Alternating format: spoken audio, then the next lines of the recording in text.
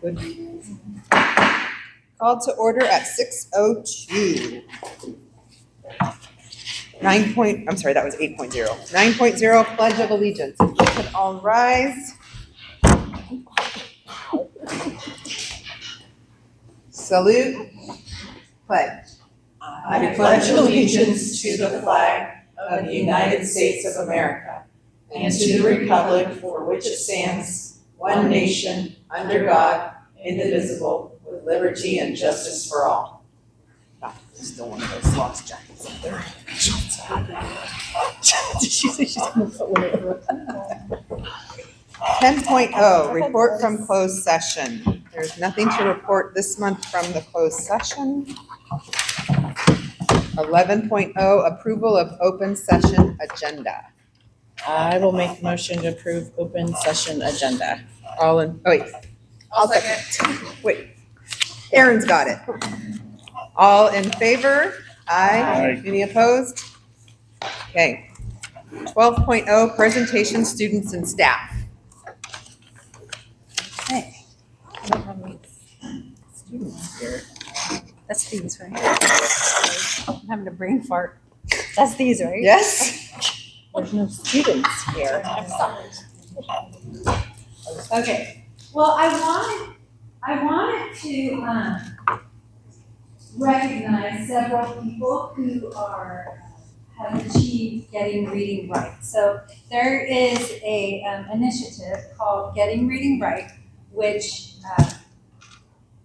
is about the science of reading. And if you recall, over the last couple of years, we've been participating, and it's been my goal to have all of our instructional aides and teachers get this certification. And so this year we had several people participate. It's 15 hours after school of professional development. And so I'm just I would like to recognize Brianna Davis and Justine Kerr and Priscilla McDonald and Samantha Jackson. And we did have one person who was able to make it in person, Diane Kimball. Come on up.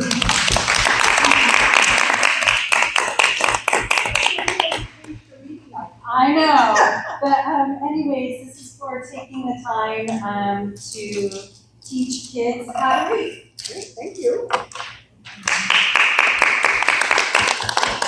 And I just have those achievements this time around. So while we're on the topic of acknowledging, I want to publicly acknowledge that the Association of California School Administrators has named Gina Murphy as the State of California Superintendent Principal of the Year.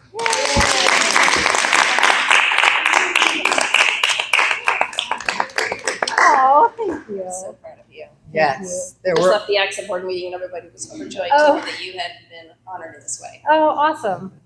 There were over 300 nominations across the state. So this is huge. Every year about. Yes, Probably the first time. it's the first I've heard. Yes. So congratulations. Thank you. It's in your second year. You're in the right place at the right time. It's a culmination of my career. And I'm glad it was here. Okay, 13.0 information discussion items. Updates, community events, staff announcements. 13.1 community staff and district. A, is there any announcements from the community? Is this where we do, I think we need to go back to presentations for Kelly and Maggie. Oh, okay. Sorry, I thought Sorry. you were done. I did. I was. Never mind, reverse. So you guys want to come up? As you know, the primary school participated in the neurosequential model for education certification. The primary school is the second school in the county to go through this process, and Kelly and Maggie were there teaching us and leading us and guiding us along the way. They also were collecting some data and did several walkthroughs, and so they shared this information with our staff, and we had classified and certificated participate. Classified was optional, all of our teachers participated. And so I asked if they would come and share the presentation that they shared with us, so you know a little bit more about it and know how amazing our staff is. Yeah, I think first off, thank you for letting us come and share really how amazing your staff is, how they really adopted the neurosurgical model and then surrounded the kiddos that attend the school with supporting them to be able to access their thinking brain. And this is also supporting the staff as well, because as we know, as adults, we sometimes get dysregulated also. So we are teaching the staff tools to help support the student, but also to help be regulated adults, right? And we'll get into that a little bit more, but thanks for having us today. This is just a little snippet of our team. Ellie and I are working with the staff at Happy Valley, but we also have Suzanne and Tara. Right, so we'll get to this, but last year we onboarded Cypress Elementary School, so that we were in year 2 with them. We do a full implementation year and then we do a year of support. So this year we are onboarding Happy Valley Primary, also Juniper Academy and Turtle Bay Elementary. So then next year we'll be in support of all of those schools that are being onboarded this year. So Gina actually was trained in the neurosequential model of education when she was an employee of SCOE.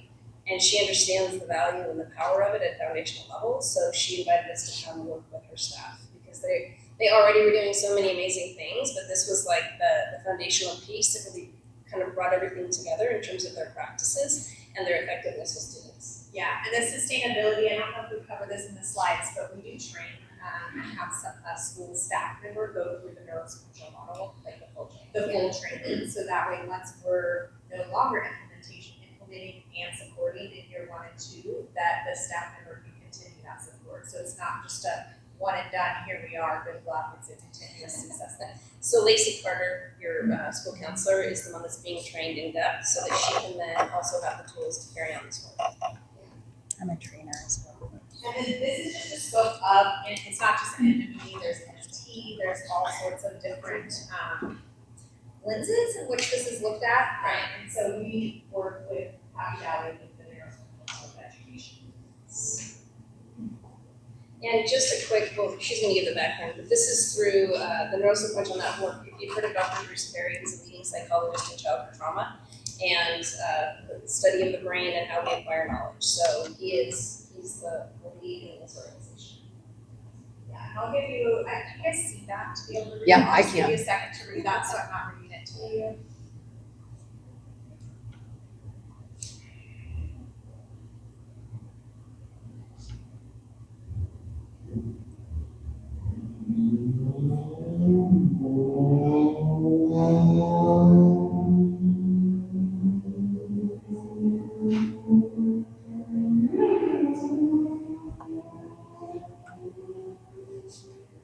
For me personally, the very last sentence in this is a long sentence, but is really the heart of the work.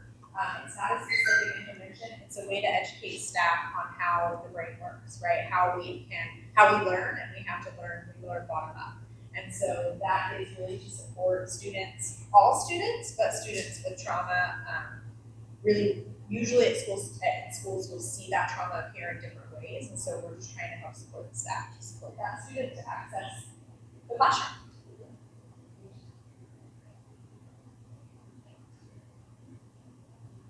A couple foundational quotes from the model.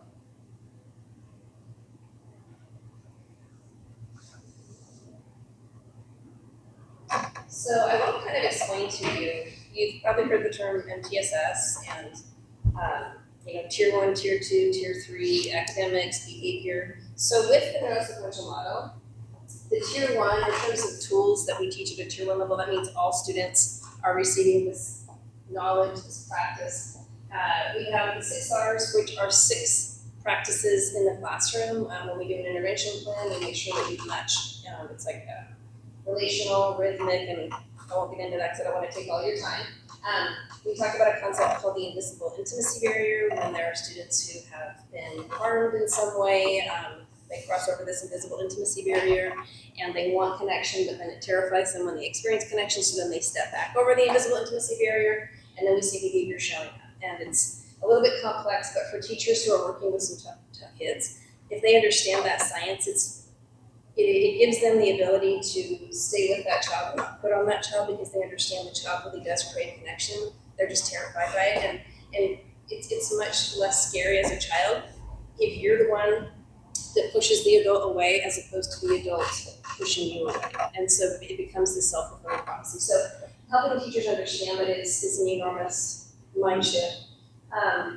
We have another tool called Stage and State of Development. I'm a 31-year educator, I think, and I've taught all grades. I've been school site principal and 12 years now as a director of Shasta County Office of Ed.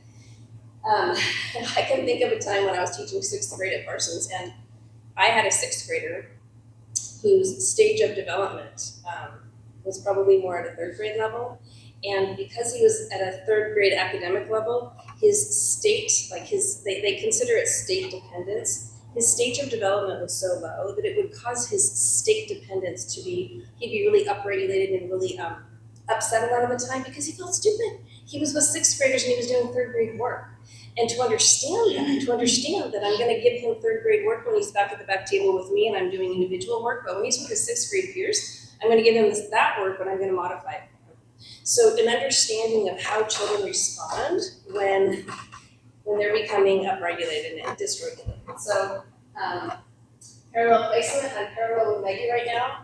When I was school site principal at Rother, I didn't know this science, and I remember getting a call on the radio that a 2nd grader was throwing chairs, and I went running down there and I grabbed the 2nd grader and I pulled him into my office and I sat across from him at the table and I tried to get him to tell me why he'd been throwing chairs. Well, this poor child's in his brainstem. He has no idea at that point why he was throwing chairs. And then the next thing he did was completely thrash my office and then physically attack me. It was one of the worst days of my life. If I had known the science, I would have taken that young man for a walk. I would have gone to get him from his classroom. I would have walked the outside of the track with him, and I wouldn't have said a single thing until I could tell he was calmed down and his breath had returned back to normal. So it's concepts like this, and when you go parallel with someone, it equalizes things. It helps to send a calming message to the brain. Think about a time when you've gone on a road trip, maybe you've gone to a conference, or you have just been in a car with a family member, or you have teenagers who will tell you things while you're traveling in the car that they never would across from you at the dinner table. There's this concept called parallel placement that when you're traveling at the same pace at the same time, it's very calming and it feels safe to the brain. So then you begin to share things that you wouldn't ordinarily. So we use this in education. If Maggie is a student in my class and I can tell she's about to flip her lid, she's starting to become dysregulated, I would never go to Maggie and say, hey, Maggie, you should stop that behavior, right? She's gonna go further down into her brainstem. What I would do instead is I would come parallel to her. I would get at her level. I wouldn't necessarily make eye contact, but then I would say, hey, Maggie, it looks like you might be struggling with this. Is there anything I can do to help, right? I would never come to her and say, stop doing that. I would go parallel, which I know is chemically calming to the brain, and then I would ask, how can I help, right? So it's just a slight shift in the way that we think about things, but it is life-changing for teachers and for students in the classroom, right? The sequence of engagement is, it lines up with the MTSS pyramid, but in a nutshell, it works like this. If you can imagine, if you can imagine an upside-down triangle. So the biggest part of the triangle is at the top, and we're down here. This represents our downstairs brain, like our survival reptilian brain. When you're having big emotions, that's where you go, or if you feel threatened. The midbrain is where, in fact, the next slide that explains this a little bit better. Here we go, okay. So down in your brainstem, those are all the things that the body does. The parts of your body that are mediated in the brainstem are here on the slide. When you move into the diencephalon, that whole area down there is considered the lower part of the brain. The green is the limbic part. That's everything relational. That's everything, any relational thing you ever experienced in your life. Those memories are housed there. And then we go up to the cortex. That's where all our thinking occurs. That's how we access memory. That's how we learn new concepts. So Well, when I first started talking about this to superintendents 10 years ago, the reason they all got on board is I said, we're about to do state testing. We've been spending all year long storing all this beautiful content into the cortex of these students' brains. What's going to happen if they show up to take their state test and they have anxiety, or they have a bad night's sleep, or they didn't eat breakfast and they're in their downstairs brain? It's going to be like they don't have internet connectivity and they're offline. We've got to teach teachers how to help students calm down so they have access to their thinking brain. They can't learn, they can't remember, they can't function if they're living down in this survival part of their brain, right? So that's basically the science that we teach.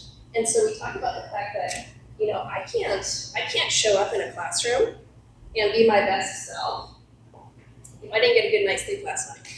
If I am not doing things to calm my own body down so that I can be contagion to them. So we empower teachers that they set the tone, and then they have the ability to co-regulate with students, and they do things specifically to help students calm down. I was in a classroom this morning teaching a mini lesson, and the teacher came in with the class to start the day, and they did some cross-lateral work, they did some jumping jacks, they did some breathing, and then she started her day. All of that was heard at brainstem level, regulating the students so that then they could hear what she was about to say in the lesson, right? So let me just pause right there and I'll go back to our other slide. Any thoughts or wonderings? I just shared quite a bit with you in a short amount of time. Or Gina, anything that you want to point out or highlight that? I don't think so. So it's this knowledge. Well, and we've got a teacher here in the room to attest to. It's like somebody pulled back the veil and you're like, oh, that's why these behaviors are happening. Oh my goodness! And if I do this, that behavior's going to stop. Thank you. I will do that because that feels better to me and that feels better to my students. So again, it's not a program. It's a way of understanding the brain and how it functions. When we look at tier 2 and tier 3 services, this is where it gets really cool. It's a very simple 10 questions, and we just ask this of a student. Let's say we have a student who we're looking at doing an SST for, or we've got some behaviors that are consistent, persistent, that keep happening. This is not a bad child. This is a child who is acting out. So what we do is we chase the why. We chase the why of the behavior. We ask 10 questions, and Maggie's going to tell you more about it. We do a functional map for that child, and we find out where the disorganization exists for that child. And then we have evidence-based strategies that we apply for that child that we implement into their behavior plan. And we do this over an extended period of time, and we see the organization shift and become organized. It's, in my 31 years as an educator, it's the most powerful tool I've ever seen. This science is the most powerful science I've ever seen. So that's why it's so exciting that we were invited to come out here, because your students and your teachers are really benefiting from this. And that's what we wanted to share with you. We talk about sensory diet schedules, we create a success plan, and we teach students. I was teaching a mini lesson this morning to third graders, and I said, I've been watching you. Some of you have been sitting in your seats and you've been rocking your legs. Some of you have been doing tapping things with your fingers. Some of you have been tapping with like a pen on your hand. I said, your bodies create rhythm and they create input. We're going to teach you some things you can do, and we do this with this science for you to calm your body down, so you feel at ease, so you can sit and you can learn. So exciting. So to practice this with you, we want to invite you to hum with us, because it's one of the things that we do. And let's just ask, did anybody have a birthday in the month of April? Or yes? When was your birthday? The 4th. April 4th? Okay, so we're going to hum happy birthday. Ready? Here we go. Ready? 1, 2, 3.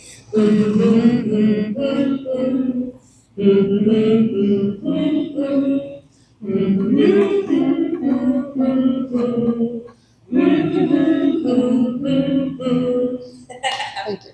So, you can see on that slide, if I'm a teacher in the classroom and I've got students, and this is after school stuff too, students are starting to become upregulated, they're becoming distracted, or if I'm teaching a math lesson and I can tell I'm kind of losing them, I'm going to say, you know what, class, let's pause.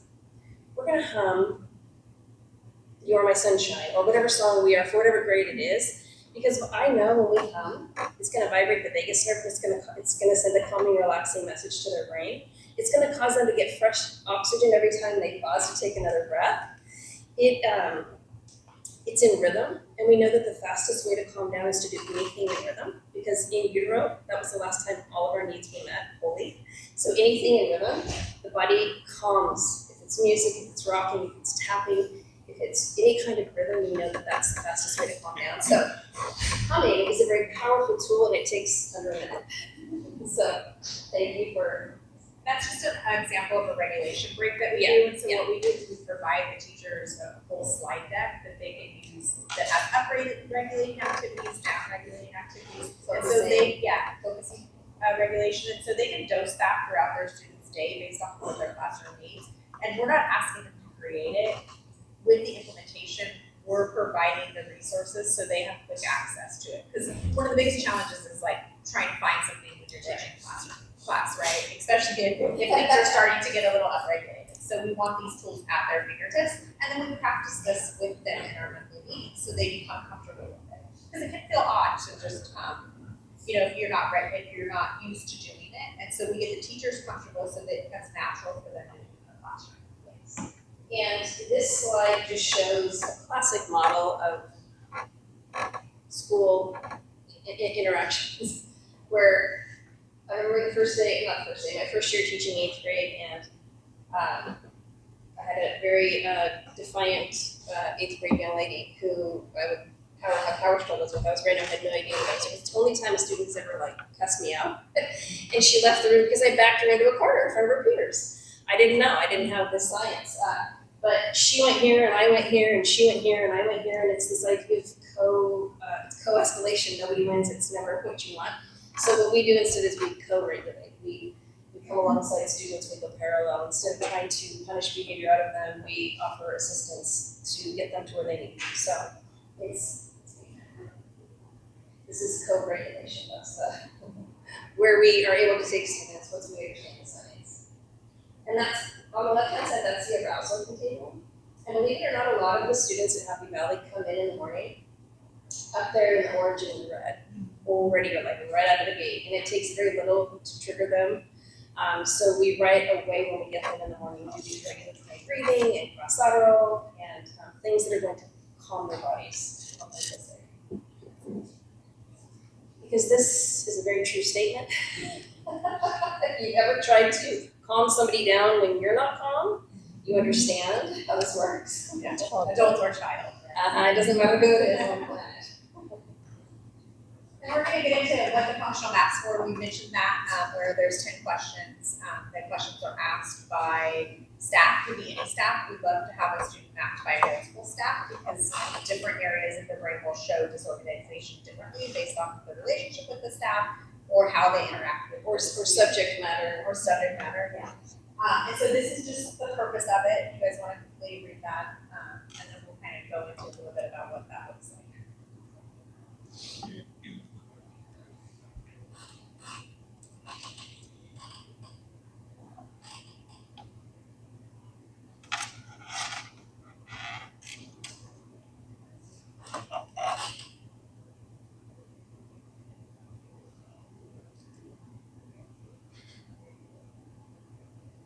It's not clinical, it's not diagnostic, it's just a quick dipstick of how are they behaving right now in these ways.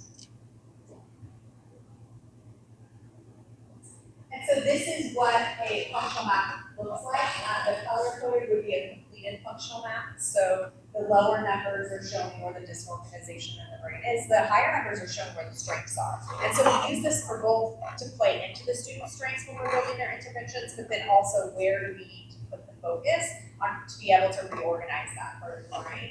It is organized by brain region, so bottom up.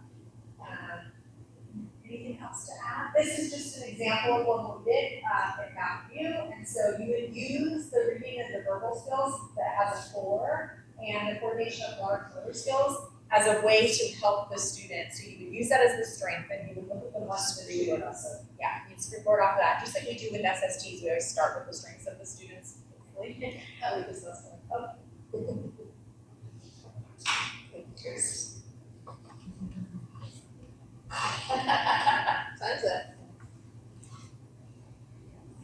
So we taught teachers how to be comfortable with the functional maps, and we encourage this to happen multiple times throughout the year, so we can gauge where that reorganization is happening, where we need to put a little bit more focus, or where we've had success.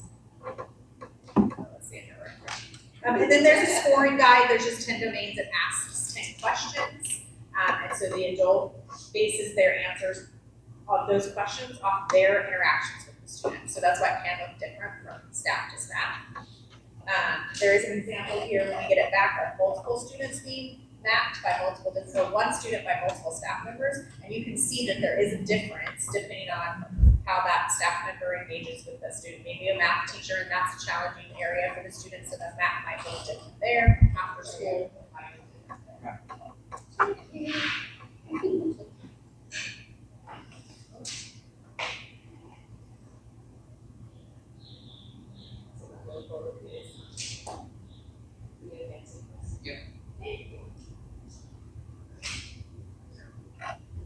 So these are the questions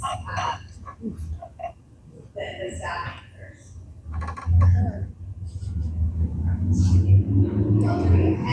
an example, it's kind of hard to see from your guys' people, but you can just see the colors, same student, but it's different people that are mapping them. So kind of what we already touched on.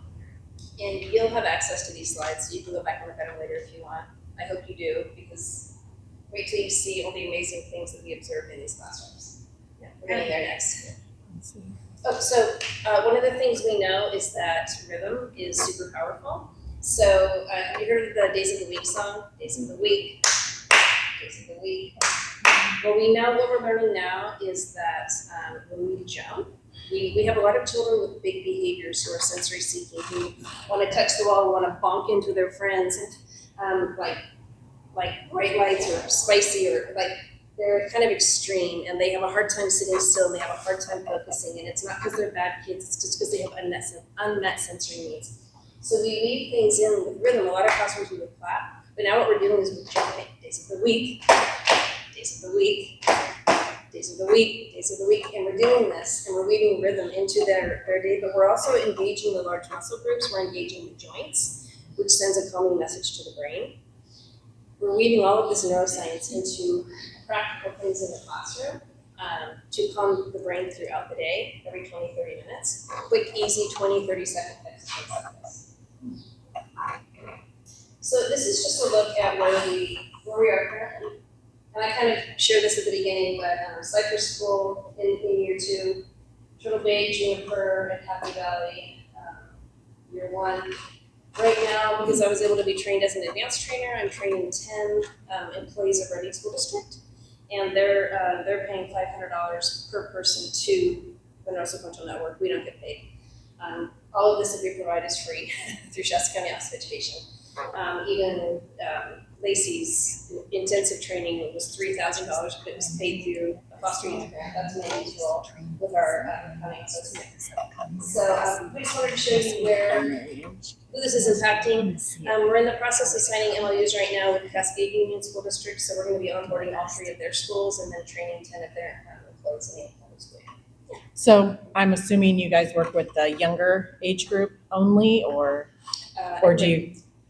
But you mean like, yeah, we're not working with So high schools Cheryl, yet. our district plan, is that what you're wondering, our district Yeah, plan? I'm curious because those schools, I'm not 100%, but those like K through 3, is that what you? I mean, K-8, yeah, Turtle Bay is K-8 and Juniper is K-8. Okay. So can go we K- just, because we have 2 separate sites, this year we trained all the teachers at the primary plus Lacey, the counselor here, with the idea that next year with Kelly and Maggie's support, Lacey will train the staff Okay. here. So you guys work with K through 8, not just like K through 3 yeah, or 4. yeah. Okay, that's what I was curious. Great question. And this could be applied at the high school level. We just haven't onboarded any high schools in Shasta County, but there are Okay. high schools. And Enemy is worldwide. Oh, yeah. I mean, when we're on International. calls, when it's international, we're talking to people in Australia. I mean, it's hard sometimes to figure out the time zones. Yeah. So this is applied in all settings, TK through 12 across the world. But here locally, yeah, it's what it's like.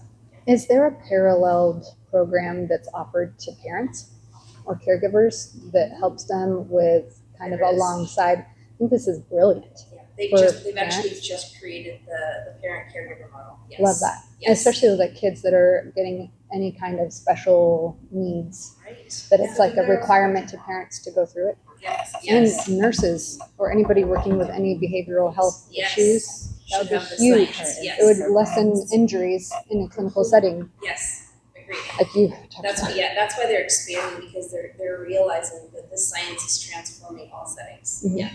We do give little like mini lessons if we wanted to have a parent night. We bring parents in and teach them some of these core concepts. Yeah, we would come. I've gone and done that with preschool parents. I've given them just some core concepts to help them when they've got some really sensory seeking little ones. So yeah. Yeah, we also encourage, like, if you're having an SST, to talk about the functional map and the intervention supports that are helping the student in the classroom, to hope that the parent can apply those at home as well, right? Because it's likely these behaviors are not happening at school, they're also happening at home. And so we have had educators that are in schools that adopt that policy, like, let's speak the same language with the parent, so they understand the supports that are being provided at school, so we can support the whole child in and outside of school. That's the level at which we use it. And so there's a list of interventions depending on the area of the brain that has lesser organization. So we go through those interventions with the parents so that we can choose a few that can be bridged home to school so that we're doing some of the same things. I was just curious, do you guys work with like parent-infant programs or some of those other? Not yet. Not yet. Oh my goodness, would I love to. I would say I used to work for parent-infant programs until I had my toddler. Yeah. And this would be amazing. And it goes right along with some of the Yes. stuff we were doing. Within Child Family Services here in Shasta County, they train all foster parents in this now, Oh, that's awesome. because they realize you've got some really tough kids in your home. Yeah. Let's give you the science so that you know how to help calm them down when they are. Yeah, and social services, they're also using NMT, which is the neurospatial model therapeutics. Yes. Looks a little bit different. Yes, that's the model they use. This is done a lot with ours, HHSA Children's Partners. So now we get to the good part. We get to show you what we saw. I'm gonna tell you, we're working with a lot of schools. This by far was, our jaws were just down the whole day. We were so compelled and so impressed with the implementation of, So when we do class, so along with the implementation, we also come on site in multiple ways. One, if a staff member wants specific support for a specific student, and they want us to come to observe, we'll come and do that. Or we come and do classroom observations, so we can just write down all the amazing things that were happening, so we can come back to our monthly meeting with staff and say, like, you are hitting all these things, these are the routines we're seeing, because some of this stuff is already embedded in school, so we're not trying to recreate the wheel, but we just want to be able to equip the educators to be able to know when to apply certain interventions, right? and we can come model lessons for them, whatever they need. And so while we're walking around classrooms, these are some of the different things that we saw. We visited every classroom at Happy Valley Primary. It really does fill our hearts. We have done several schools in the county, and I would say that your school is not only adopting this, but applying it more successfully across the board. And it's evidenced by, I mean, just look at, so this classroom observation tool, we look at routines, and I will walk you through that. That's one of the areas. Routines are predictable, there's safety and predictability. But you can kind of read through that. Yeah, and we saw these in multiple classrooms, so it was across grade levels, which was great, because your students are maybe learning this in first grade, but then the next year they go to second grade, and it's already part of the classroom environment, right? So the students know what to expect, which is predictability is a big thing for the students that are regulated. And so we already saw the days of the week, the months of the year, singing the rhythm. Singing in rhythm is happening all over Happy Valley Primary. Beautiful. There was hands on top, everybody stopped, and so the teacher just needed to get the class on attention, and so they did that. Brain breaks during transitions, we saw that they were transitioning from one subject to the next, and so similar to our rhythm breaks, the teacher had integrated in brain breaks, and the students knew exactly what to expect, so you know that this is part of their daily classroom. Even when they lined up, they were using rhythm and singing.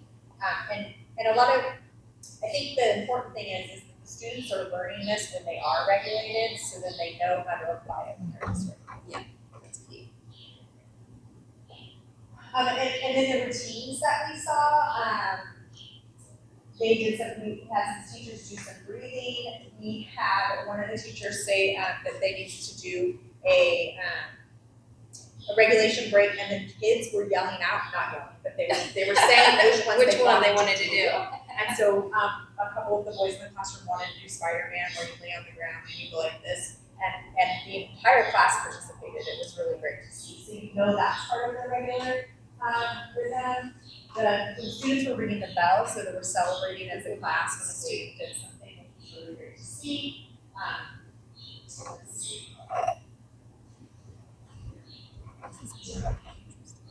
Really beautiful routines. Yeah.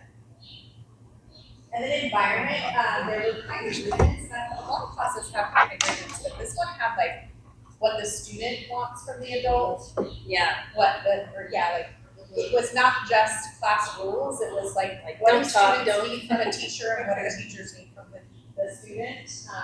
Lighting, I know that, we don't use overhead lights, I call it the big lights in my house because I have a hard time with them, and so there's a lot of like low lighting or lights half off, because it can be quite triggering for a student to just be under bright lights all day long. Yeah. There's mood meters, so students can self-identify. We actually watched it happen. They were getting their snack, and all the students went and showed how they were feeling as they arrived at school that morning. And so that just lets the teachers know how the students are feeling when they walk into the classroom. We need to get over there. Yeah. And then teaching them also, because it's name entertainment. If you're doing that and you're identifying your emotion, if I can tell you how it is that I'm feeling, it's far easier for me to then move through that emotion into a healthier, calmer one. So it's not static. The children would go up and they would move. They'd be like, I'm feeling better now. Now I'm feeling. It was really sweet. And then just the environment. I mean, many of the classrooms were clean and organized. I would say every class. I think every class was Never seen a school like that. beautifully decorated. I think we talked the whole time. We're like, this one looks This this is like so- I would love to learn I here. would love this. When we go into classrooms and it's cluttered and there's piles, it's very distracting to the brain and it's difficult to learn. And in every classroom, everything was neatly organized. Students knew where the materials were. It was highly predictable. Band on chairs for regulations. So one of the so like we have a lot of students that like to fidget, right? And the thing is it's accessible. They don't have to go ask somebody to get it. If they need it at that moment, it's there for them. There's also alternative wobble chairs. There's wobble chairs. All out where kids have access, and I think that's a big thing, is like not having to say, I'm feeling dysregulated, and I go get the wobble chair. They just easily access it because they need to move it on. So then, so the third area is teacher behaviors, and this I believe will tell us the tale. All of the adults will come regularly. We didn't hear, of course we were in the room, but even when we were passing by a room, we didn't hear any adult like raising their voice or trying to shame a child into behaving the way they were supposed to behave. They gave specific praise as to why they were doing it. In the younger grades, there was an instructional assistant rocking with a child that was really struggling emotionally. Just really beautiful, gentle interventions. Arm around yourself, or like when they call, oh me, pick me, and she calls on Lisa. Maybe next time. They're teaching them like maybe next time. It's great. They're teaching them perseverance. We keep trying, and thank you for being angry the right way. That was one of my favorites. Thank you for being angry the right way. It's okay to be angry. We all get angry. But did you throw something, or did you go and get an object that you were like, did you do that? Did you do dots and squeezes? Like, what did you do? You were angry the right way. Could you put it on for a second? Thumbs up if you understand. If we're being authors, then it's time to be illustrators. I like a blank instead of blank. Hands on your head if you think you've seen me. Just all the time, verbal communication is just really beautiful. Really applying all of the signs. Take some deep breaths with me while we wait. The teacher was starting to become upregulated a little bit, so she was like, okay, take some deep breaths with me. We're just gonna wait. It's gonna be okay. And leading choice, another thing that we know is so powerful is, I'm fine with you doing this or this. Would you rather do this or this? Let the child choose. Because when you try, I'm coaching a teacher right now, and I said, in some of my notes, I said, the did you notice how differently it felt when you said to one of the children, sit down and put your book away, as opposed to later when you said, oh, sweetie, is this the right time for you to be reading?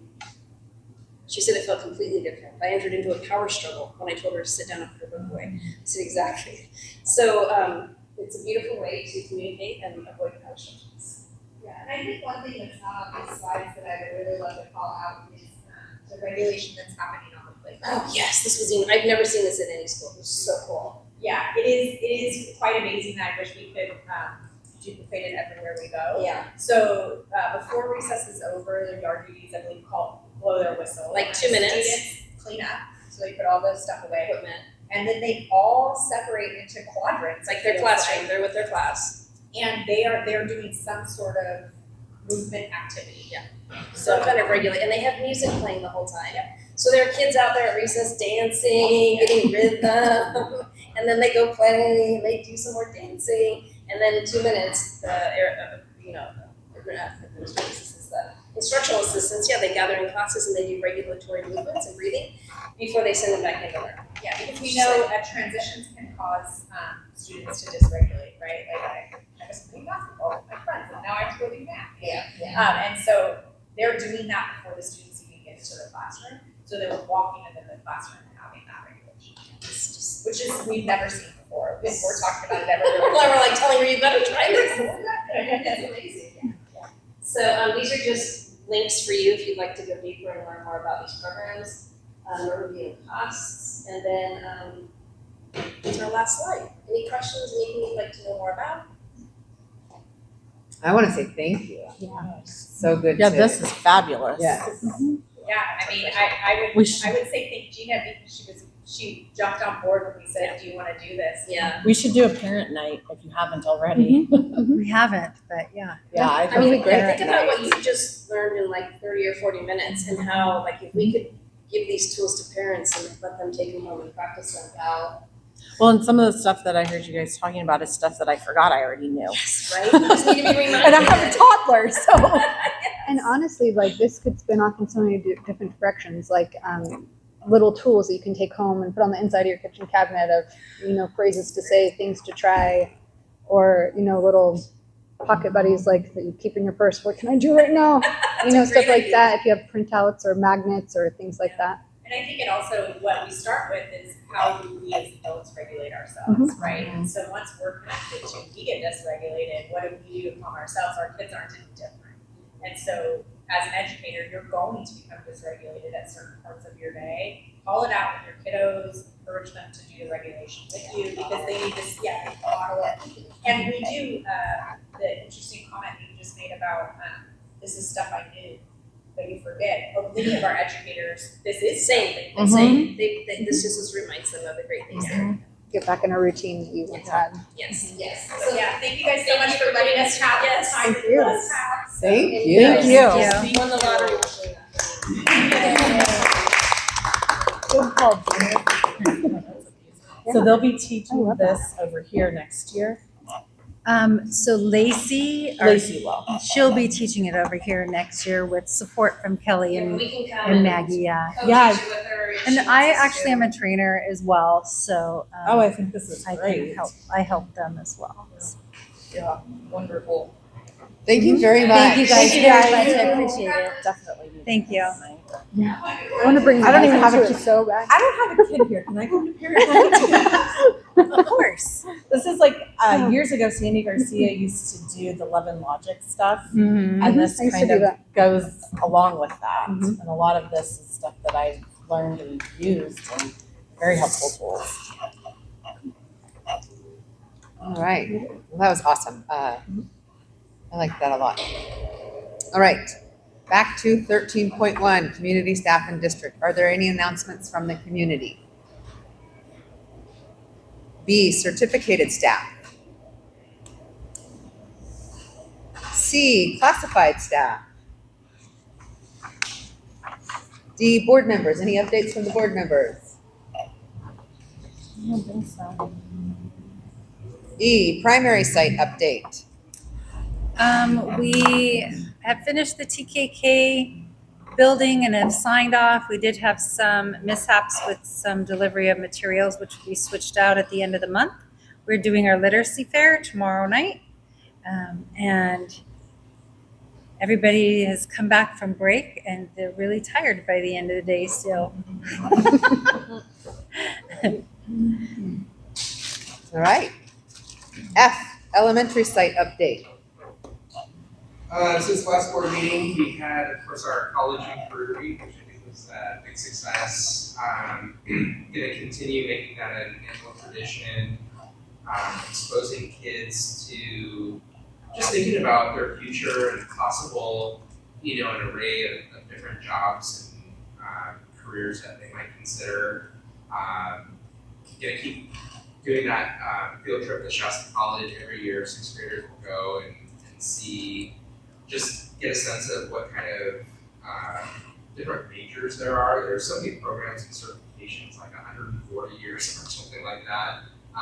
But they get a nice taste of just what options there are there. And then of course connecting with the high school and teaching them about scheduling their courses.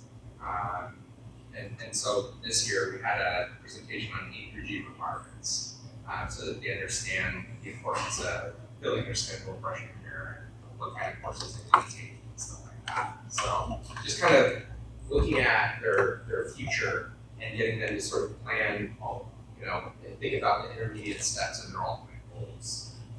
Really. So we'll keep growing that experience. We also had 3rd grade invasion, so we had our 3rd graders come to visit. They get to meet staff and students, feel welcome. I like to point out, since I did get a chance to hop over to the primary now and then, how similar some things are, and how it's similar, but like a little different or a little bit more grown up. The easy example was I like to go through some of our traditions with them. It's like, yeah, you guys know how to do the the clap whoosh. It's like, well, we do that too, but it's a little different. It's Viking, so it's like, boom, boom, skull, And so it's like similar, right? But it's a little different, and you'll find a lot of things like that. You have a Miss Tammy, you have a Miss Darcy, and so we have fun with that, and some of our student leaders get to meet the kids. And they did a really good job this year showing them around and making them feel welcome. So that was really great. We also had our primary friends visit for the BMX assembly. That was a lot of fun. We had our staff versus student basketball game. I feel like that's getting harder every year. I don't know if the kids are getting better or if I'm just getting older. But one of the cool things about this year was we had our band play. Yes. So Mr. Warabi came So awesome. in the afternoon. We usually only get him in the morning, but he did something to be able to come and have the band play. And it was just fun to feel that extra juice of that music. And then we also had our end of trimester awards. And I think my major accomplishment with that is finishing on time.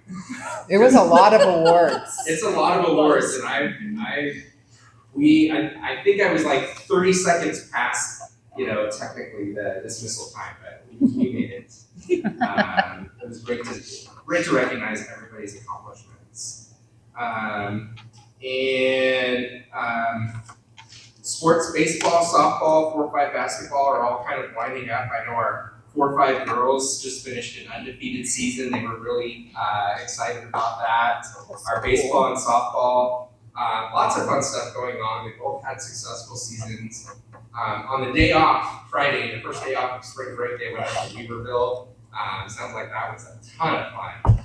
Had a nice doubleheader with Trinity Prep. And then this Friday, Trinity Prep's coming to play us for a doubleheader. Nice. I think that one might be baseball only, but I was able to come here. But so yeah, nice relationship with that school and making some fun memories. Lacey Carter, our school counselor, went to a county meeting today, and she was asked to share some of our attendance strategies that we've been utilizing here. She shared with me that our currently, I don't know if district-wide, but at the elementary school, our average attendance is 97%, which is very good. That's awesome. I think. That is not and- fun. and so she shared some of the stuff that, that we're doing. Now, while she was doing that, I covered her elective. So I don't remember if I mentioned last time, she started a new elective to really help intensely 8th graders that are in danger of possibly not graduating, and getting them to set goals and monitor their progress and whatnot. So I subbed for her today, and it was really neat to see them come in and just like use their time wisely and like get right on it, immediately pull up their Aries. Oh, this grade, and they know like, oh, this grade went up. Look, I had a C plus, now it's a B minus, or and I want to say like, and they set goals for themselves, and like I think now 9 out of the 12 are on track with the goals that they set, which is really cool. But it was just nice to even just to hear the conversations. Like I mentioned the A through G requirements. Somebody was asking about electives, and they do electives at high school, and somebody's like, yeah, you have to. It's part of your graduation. You have to fulfill, And so it was cool to hear them just have conversations that made it seem like they were taking in ownership in what they were doing, and sort of monitoring their progress. So it was really cool to see. So just wanted to share that as well, and that's it for me. Thanks. The career fair, it was, I don't know, I didn't pay attention to who from the board came, but it was really cool to go to. It was neat that so many of the people that were presenting were community members that these kids know, but they don't know that they have jobs, right? So they know that Coach Mike from baseball is someone who supported them at that capacity. They didn't realize he worked for the Shasta Lake City, and it was really cool because they connected with them because they had so many people that they recognized. That's nice. Yeah. I'd love It was to cool. do that next year. I apologize that I was working. I would have loved to have been there. Shame on you for Had working. I know. Yeah. The other Next thing, year. Like I said, it's a tradition, so Yeah. keep doing it.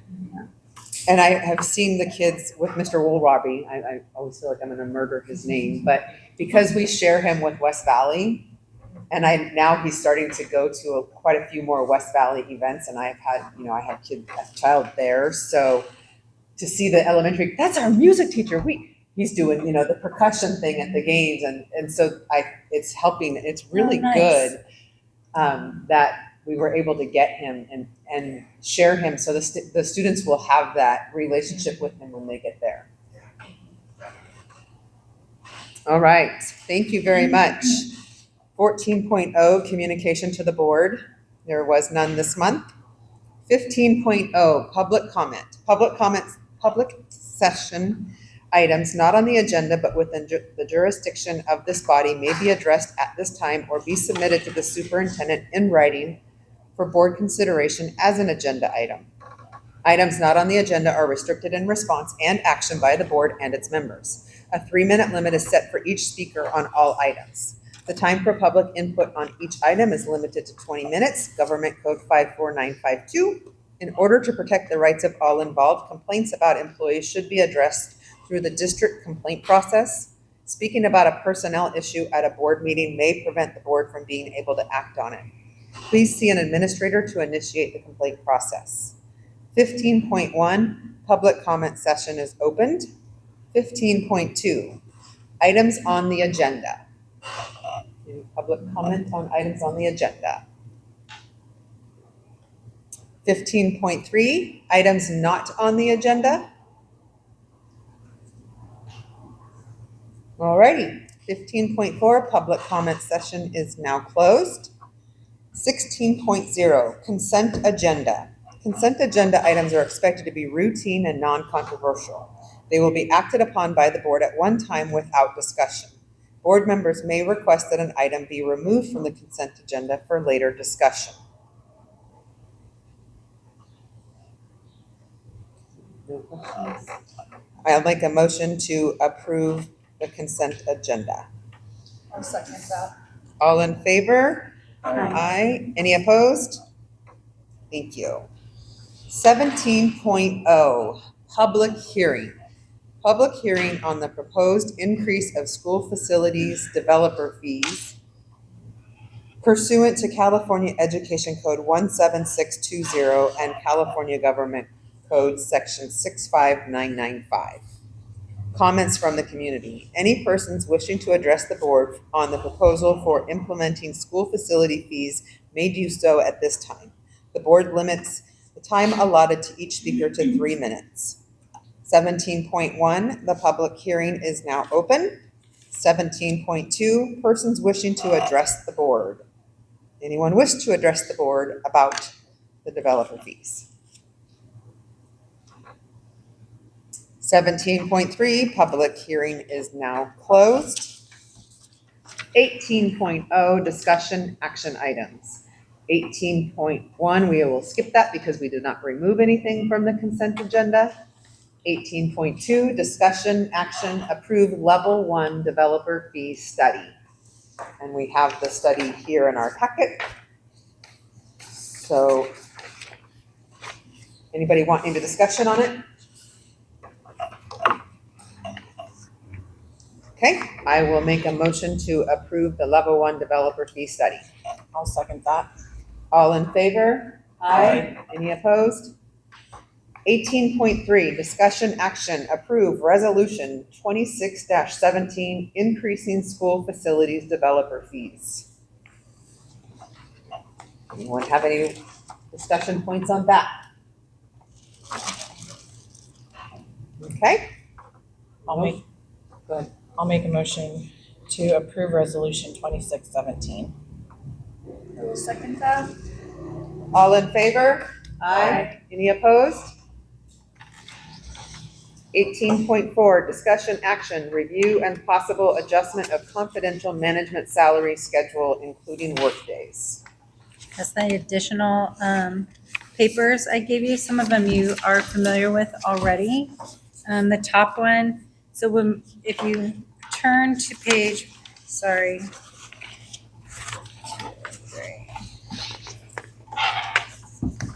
page, There's 4 pages in the packet, correct? I have, I don't have it. in my paper clip, I have 4. Oh, wait. This one, Those extra pages. Oh, this there's- black and white one that we looked at before in closed session, that has all of the confidential management position comparisons with the exception of the ELOP coordinator. The ELOP coordinator, we're the only school that actually has a coordinator. However, I likened it to a project share facilitator, which are your last 2 pages.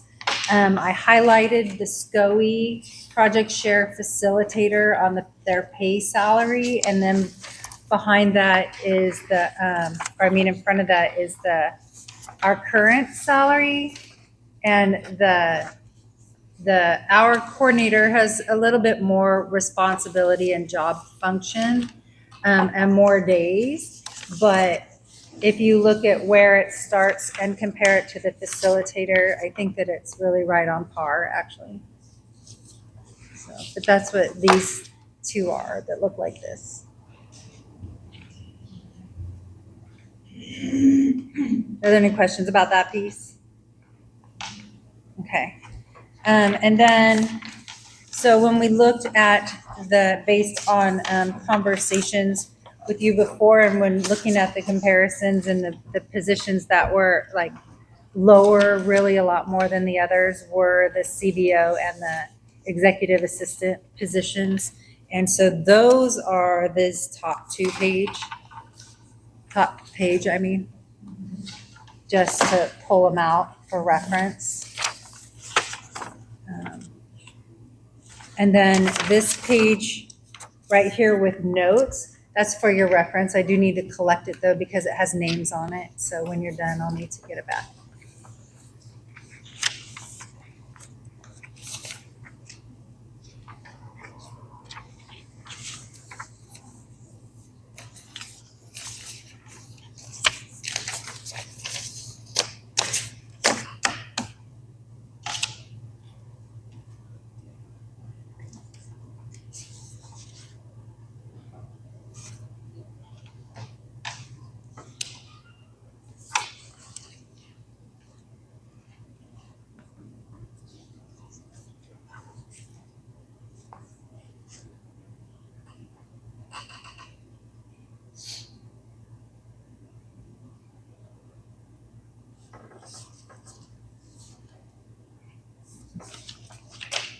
So is the ask here just for the two positions? Well, not necessarily. Those were the two that stood out more, that had a bigger gap than the others.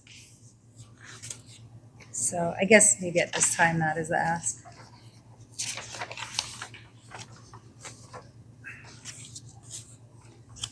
Instead of sitting here trying to go through all of this right now, can we table this till next month so we can actually have time? Or do you want Well, us, do we need to go through all of this right now and do it? We can't take the things with us that have names on them, for one. That's what I wasn't sure, what we could or couldn't take with us. So the ask is to bring the CBO and the executive assistant closer to the averages. That's on that top page, just so there's not such a gap. So we're looking at going to the new daily rate here per hour for step one. Yeah, for step one. Yeah, and that's an average of the others. So, I know it started out as a CBO conversation, but we need to look at the whole confidential management pay scale. Yeah. And so that's what the other page, that black and white page is with all the different positions. I will say I noticed that it's including a request for retroactive, and I personally don't support that. I don't either.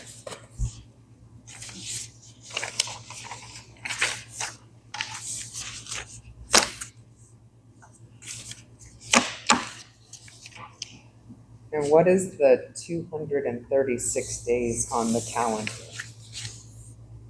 It's like 246 is crossed out and 236 is handwritten in on my document. Yeah. Is that the proposed change? That's the example of the 250 days. So the calendar itself without the markups is like the current calendar. And so I marked up an example of what the 250 days would look like, Okay. since there was questions about that.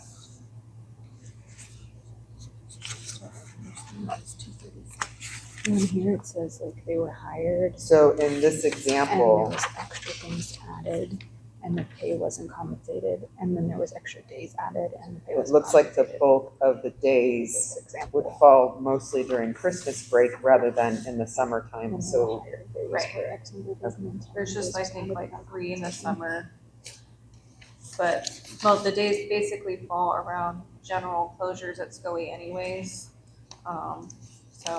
And I do work pretty closely with the business clerk, like especially during the holidays, to make sure that we're, have everything turned in before the SCOE closes, so that nothing does fall behind payment-wise.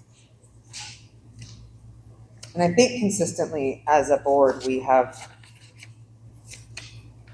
at least for the last few years, expressed that, of course, we don't want to be significantly below the average on our pay rates for our staff. Right, and that's what started the comparisons when we did negotiations 2 years ago for certificated, so we'd have a better idea of. But at the same time, my question is, where is the document that shows where this puts us on our budget? Like, yeah, of course, we want people to be paid comparable to other districts, but can we afford it? That seems to be the issue. That's my every question, time. is what does this do to our bottom line? Do we have, am I missing that here? We don't have that. I mean, I personally can only say that I support that if we can afford it. And if I don't see that we can afford it, I can't vote to approve it. So is that a So is it the new would be 3 years? Like, is that That's the something we change request. in like the 3-year outlook? Yeah, what does it do to our, Or we would our put it, In the MYP. yeah. Yeah, well, it would go, obviously in the current budget, and then it would, go into the out But then show it in the out years? Okay, well, because it would be ongoing. so that would be one way to show that answer. Okay. Anybody else have We any can do questions? that. I'm sorry, I'm shivering over here. I'm still confused about the 236. Yeah. So there's 200, it's 250 paid days, Okay, and 14 of them are holidays. So it's 236 work days of the 250, if that makes sense. So if you So you have add them 250 together. paid Okay. days, 14 of them are working days. Okay. And so what she has put in bold, these would be so currently, if you take away the markings, these are the days that she works. yes. If you take into consideration the markings, those are the days that she wouldn't work if we go from 260 to 250. Now, for me personally, the reason that we upped our numbers was because we were coming back at the end of the summer with a bunch of past due fees because we had longer, we had people not working throughout the summer. In this proposal, the days that we wouldn't be working mostly fall in the Christmas break, which SCOE's not open anyway, so payroll's not processed, they're not doing check runs or whatever you call it anyway. So that, to me, doesn't necessarily change whether we're having late fees or not. That was the reason that we originally went to having more work days. And is this, like in April, I'm assuming the 5th and 6th, that's gonna be like spring break? I don't know that answer. Yeah. Be the Monday, Tuesday of spring break? Right. What about the June 21st? That is the Juneteenth holiday, so I just tacked it on the end of that. And for context too, like I basically kind of went off of what like the previous CBO schedule was. If I had to guess why things were getting paid over the summer, it's because the business clerk was on less work days. So, and then not our current business clerk, but whoever it was a couple of years ago, the CBO was on a 250 and the business clerk was on a 240. And maybe they were taking vacation, a lot on top of that. I have no idea. But I know when Beth was here, she was on this schedule, and this is very similar to how she had it set up. I actually think she had more days during the holidays, but when I looked at it, it wasn't necessary. Okay, thank you. That makes more sense. So again, About, it's not just. Would she go down in dues as well? I need to see The multi-year. what this does to our projected budget over the course of, Would this be, the executive assistant, would this be 260 down to 250 or less The than executive days? assistant calendar stays the same. So it's She's all already how on a many days? 241. I have 241. 241. Okay. So your days would stay the same, it's just the amount. Just the hourly, yeah. I'm really surprised that Grant is the lowest. I'm surprised Grant is the lowest.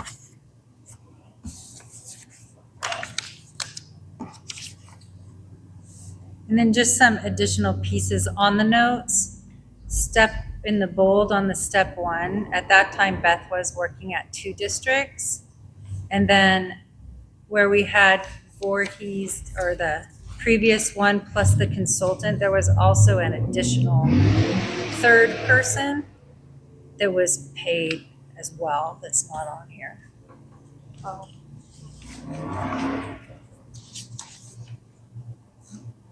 She did health, welfare, reconciliation, and then this was when Beth was at 2 districts.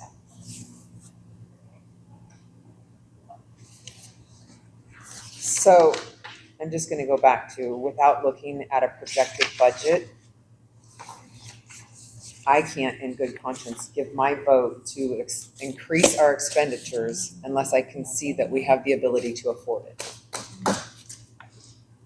Yeah, I think you're against it. Yeah, I'm not against it, I need to look it up, I need to see a projected budget and say that we as a district can afford to do it.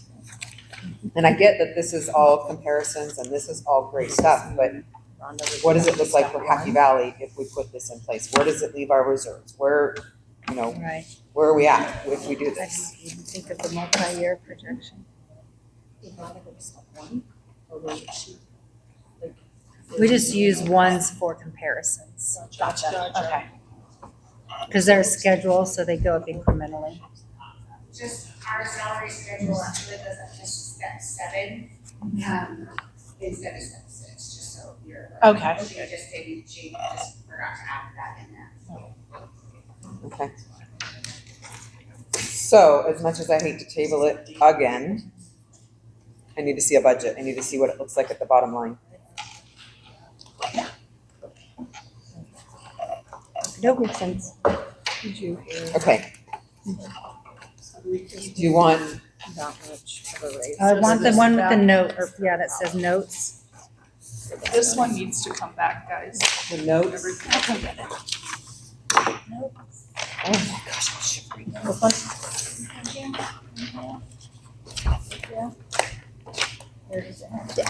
So that's only not much per hour.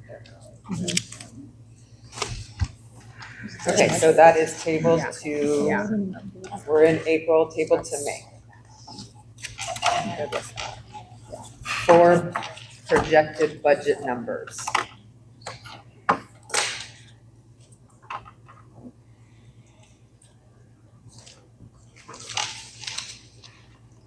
Is that, well?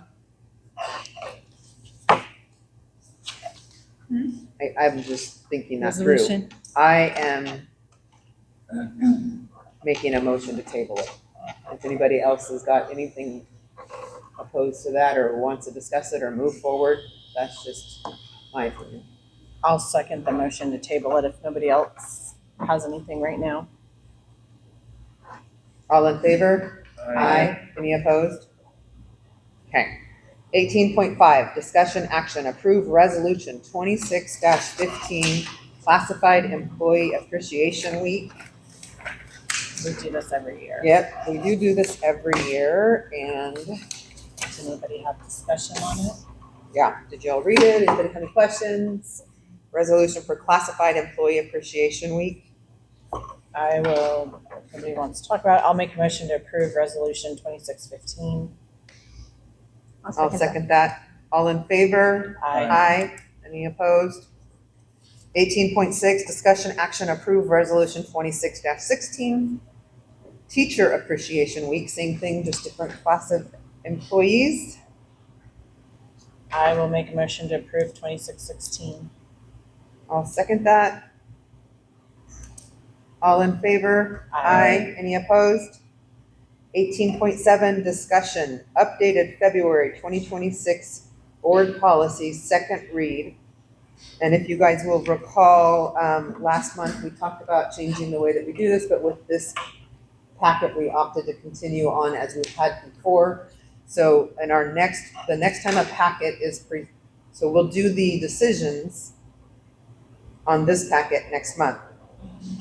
But if there's another packet, and I'm assuming there is one, Rhonda, this is the February packet, so March, April, May, there'll probably be a May packet.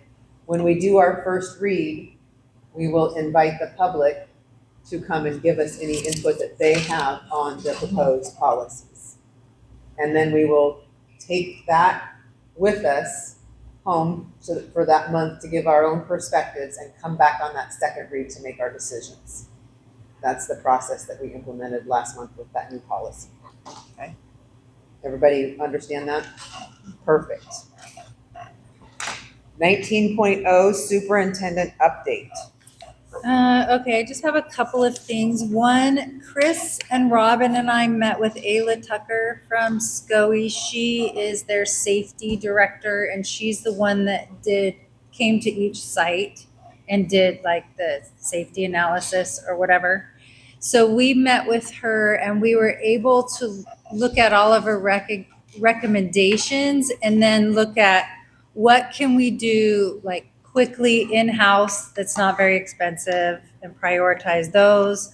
what can we do, maybe contract out and, or what would need to be contracted out and prioritized those. And then what are like really big expenditures that would need grant funding in order to achieve and prioritize those. Do you see that? I do see her flowers are attracting a little gnat. And so that was I thought, a really good meeting for us to kind of get some goals and then be able to meet with Larissa and make a budget towards some of those things. So some things you may see happening because we were able to kind of do them on our own. And yeah, so that was exciting. I think it was really beneficial. Another really beneficial meeting I had was with Chris and the middle school team, and we were able to spend some time reflecting on the changes we made to the middle school model, what's working really well and what might need to be adjusted a little bit, and where they felt like their strengths are, and things like that. One of the more exciting pieces, again, was the electives, and they're all really enjoying teaching something outside of their typical day. And so they're working on being able to extend some of that time. An area that done well, but preferred in order to work to people's strengths. The English teachers or language arts teachers prefer to not also have history. So we're looking at making history a single subject and them having the 2 periods of reading, right? Yeah, so they all really had some really good, some good data and just some really good rationale for the things they felt were going well and the things that they wanted to change, like make a single subject history. So, but it was a really fruitful conversation. I really enjoyed working with them in that capacity and having a professional academic conversation. And I really like the academic piece. So sometimes I miss that. So I enjoyed that.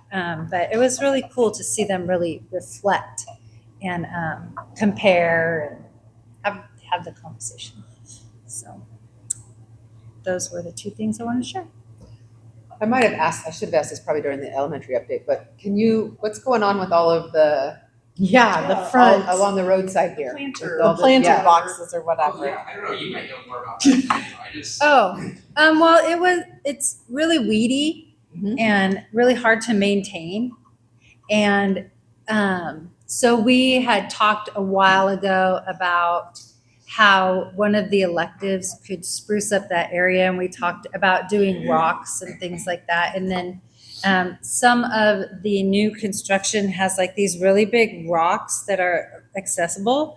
And I'm not comfortable with that. So we're going to take those rocks and move them over here. So that we have beautiful rocks out here and not on the playground. So that's what's going on. I think it's happening partly through maintenance and partly through clubs, I think, was the goal. We talked about maybe them doing like some like totem pole art or, garden art or whatever, just to kind of spruce it up, but have it be really low maintenance. There have been times, periods in my life when I was doing a lot of walking, and I would come and pick all the goat's heads out of it. It's terrible. Yeah. So it's one of the. I wasn't sure if it was utilities, and then today I saw Robin on the tractor, and I went, "Oh, we're doing something." No, we're just trying to spruce it up so it can be a really low to no maintenance area, but still look nice. Right. Yeah. So. Thank you. All right. 20.0 business manager update. Okay, so there's not a whole lot going on. Moving into creating the adopted budget. I was just at a conference and we learned that the state is expecting to increase special ed funding. We have no idea about how much, and we won't know until mid-May, but that would be helpful for us. And then we just found out there was a drop in CalPERS and employer rate, so how much we contribute to retirement, and it's continuously significantly dropping. over the next few years, which is good because it's been going like this for like the last, I think, 8 years. But you don't lose benefits, right? No, it just means that it saves us money, Okay. the district. Yeah, so, I don't know, they went a little upside down a while ago and it started, rather than just increasing what the employee contributes, they kept raising the cost of what the employer also contributes. And so that's been going up every year, but it's supposed to start falling, over the next few years. Hopefully it stays down. The new phone system was installed throughout the district. TKK project is complete. The last payment for the contractor will be made this week. There is some remaining funding that I think we're trying to make plans for, so we don't have to give it back. And so that's TBD. And I'll have P2 to SCOE this week, and so we should have a good idea of what our numbers look like for the year. Any questions? Thank you. 21.0 enrollment update as of April 2nd, 2026, 442 students, grades TK through 8. On a note on that, I had a meeting on a completely unrelated subject with the superintendent of Anderson Union High School, and they're seeing the same thing. Like, you can't stop people from wanting to leave California. So. Sure we could. Let's become Northern California and Southern California. All right, 22.0 next meetings, May 13th, 2026, regular board meeting, June 9th, 2026, 5 p.m. regular board meeting, June 12th, 2026, 8:30 a.m. special board meeting at the district office. If you guys will recall, that's because of the LCAP, yes? Yes. The LCAP at the end of the year, they have to be 3 days apart. Board meeting times, unless otherwise posted, we meet at 5:15 here in the cafeteria for open session and community comments on closed session agenda items. Then we move over to the, says elementary room 201, but we're meeting in the teacher's lounge now for closed session at 5:20 and 6 p.m. open session here in the cafeteria. 23 Just point. say your meeting somewhere else. We are not using that 201 room last month. Was it just last month? That Or we was did it last twice month. now? We decided to move it to the teacher's lounge. It's much more The science comfortable. lab is like stools, kind of like And we don't all bar fit stools, around a table. and there aren't tables to accommodate the full board. So We couldn't circle up. we moved it to the teacher's lounge that have chairs that can better support our aging backs. Nice. On that note, I'll make a motion, we adjourn open session. I second that. All in favor? Aye. Any opposed? Meeting is adjourned at 7:25.